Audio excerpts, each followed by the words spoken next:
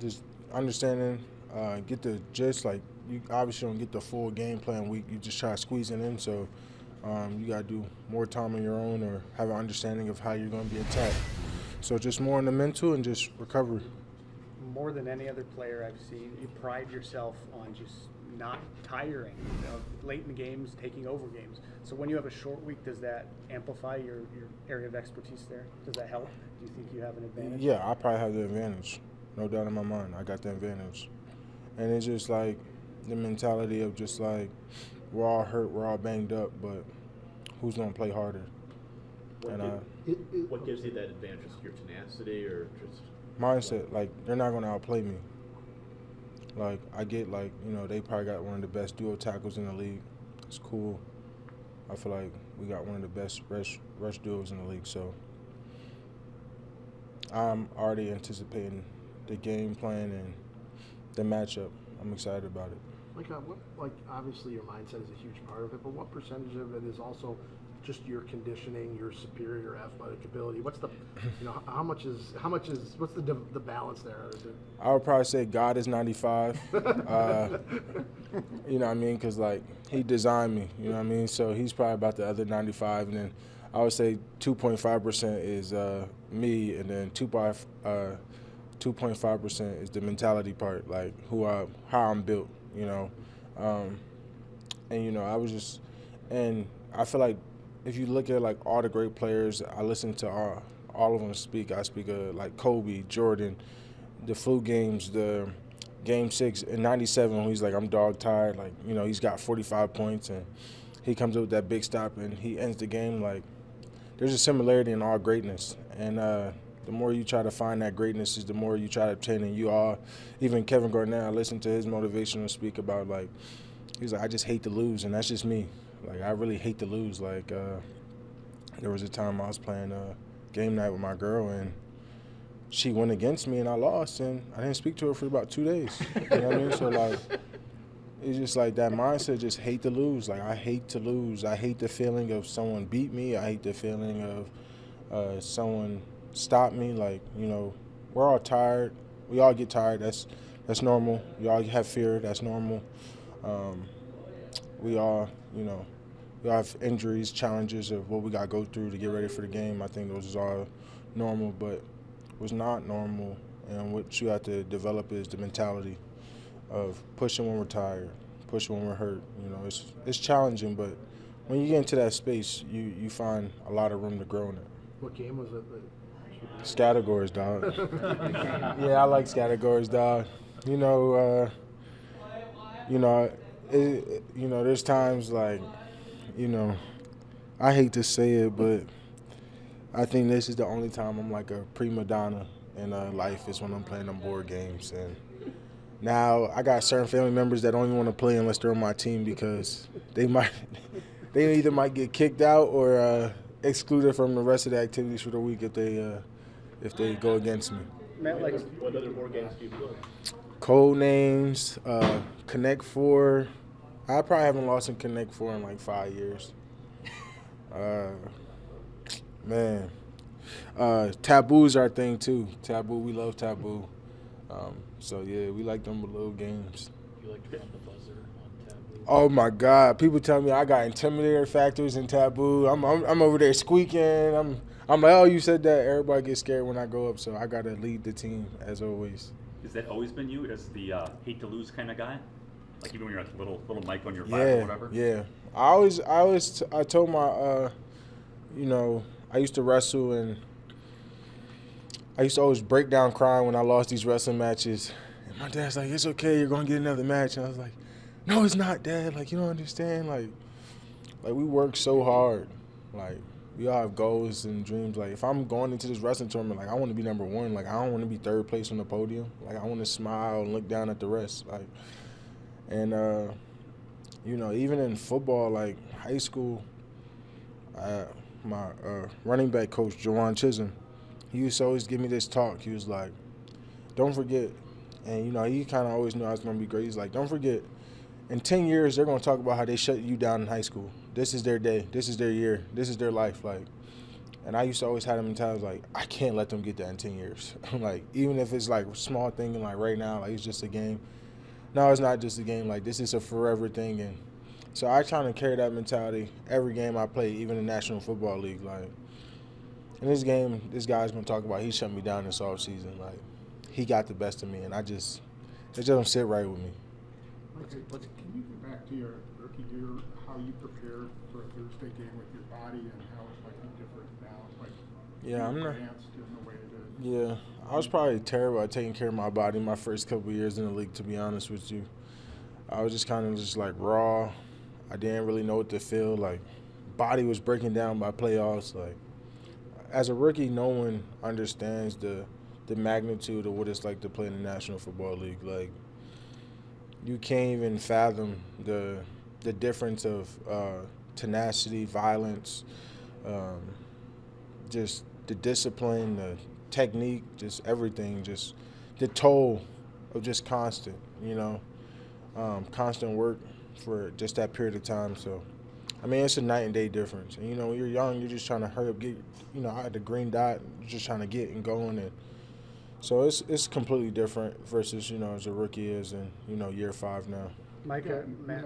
if I could follow up real quick, you had experienced Thanksgiving games before. Yeah. Did you develop a team on how to cover for a Thursday game?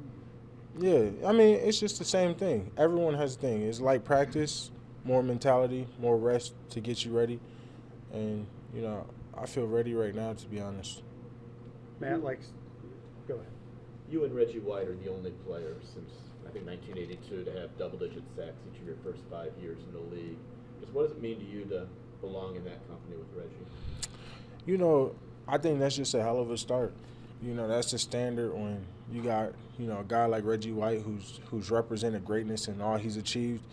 I'm just trying to reach what these guys done and obtain that greatness and leave my stamp into this league with consistency. I know that consistency is the epitome of greatness and what you want to achieve. You got to be consistent year in and year out. And, that goes into your training. Like, how do I get better from this year? And I think people don't understand, like, they got 5 years of film on me. So I have to find each year to get better, to exemplify my game amplify my game, because there's people that's watching this film like, okay, this is what he likes to do. Maybe I got to get stronger. Maybe I got to get faster. Maybe I got to get off the ball faster or transition faster. Just every year you got to find a way to amplify your game so that way you don't slow down. So each year, I break down the film and I'm like, how can I get better? I have my own personal things, and the guys that I trust in, they have their own personal things where we can get better, and then you find the media and say, how can we all get better? So I'm just happy I have a great team of mine that, we're all bought in, and I'm just excited to, be joining Reg, and I hope I can continue it. I think he's the only player that got 9, so I'm hunting that down. There's always ways that we're trying to just keep going. Okay, great, you collect that accolade, and you join some greatness. I just saw that thing with Myles Garrett. That's greatness. With 13 sacks or 18 sacks in 11 weeks, how do I get there? That's we're always chasing and climbing to our peers, the past elders of this game. And you know why? Because, they're role models for us. We can look up to that. So I think it's pretty cool, to be honest, because there's going to be another young player that comes in is going to try to do the same thing I'm doing, the same thing Reg is doing. So, it's always great when we're achieving these things because, we're doing the possible. We're making the impossible possible. And then a bunch of people is going to be doing it. There's going to be a train of players that's going to continue to do it. When you're seeking out these other sources of motivation from Kobe, from Garnett, is that a year-round thing? Is it in season? Can you just kind of explain your process and what you gain from that? Yeah, it's in season, it's out of season. And I just think, I learned that, you have to trick your mind. I have to find a way to trick my mind to enjoy the pain. Because reality, if I come over there and, let's say I punch you in your face and you're like, damn, I just got punched me in my face. And as a boxer, you're like, this guy's punching me in my face for 12 rounds. There's no way anyone in the world likes their face getting pounded in for 12 rounds. But you have to trick yourself into thinking, like, it doesn't hurt. Like, you're not bothered by it. Like, how can I keep going? And honestly, I watched this Andre Ward fight, and the highlights of this guy in the corner was like, he got knocked down, and he was losing the fight. He was like, Andre, you can still win this fight, Andre. Like, go out there and win this fight. One round, Andre. Go, Andre. Oh, Andre. And that just takes me back to my training, like, when you like, all right, he's like, one more sprint. He's like, all right, finish line. The guy's like, oh, no, it's overtime. Like, it's always going to be one more. Like you translate to football, it's always going to be one more quarter. You know what I mean? If we got to go to OT, we're going to OT. Like, if it's one more, if it's 18 plays, well, it's going to be another play. Like, if they're going for it, they're going for it. Like, that's just the mentality. You got to trick yourself to, like, I got one more. Like, and I think that's kind of like what life's about. The consistent growth of, like, I got one more in me. I can keep going one more. So I think you always have to find a way to train your mind, because if, like I said, if you're trying to chase greatness, like, if you just want to be average, like, there's a bunch of average people in this league. Like, there's a bunch of them. How big is this game? Matt talks about 1-0 every week, but the percentages of winning the division, getting all the things you want, really ride on this one heavily. You know, it is a big game. I think, you know, this over the last, you know, couple weeks, we won some good games and we lost some good games. We have to find a way to win the good games again, you know. We did it earlier in the season, but we got to find a way to do it Thursday. Michael, we've covered basketball with Jordan and Kobe. We've covered categories. We've covered boxing. Were you ever a baseball guy? And the reason I ask is because your defensive coordinator likes calling you the closer, and what you do in fourth quarters does kind of remind you of that guy coming out of the bullpen. Yeah. Do you view yourself as that, and do you have any favorite closers or anything that you can draw parallel to? Man, honestly, the only person I knew as the greatest closer was Iron Mike. That's kind of like the guy. Okay. Baseball was never really my thing, but Half was educating me last week when he told me about it. But Iron Mike used to just go in there. It's like, you can't. I'm gonna get you out of here. Like 91 seconds.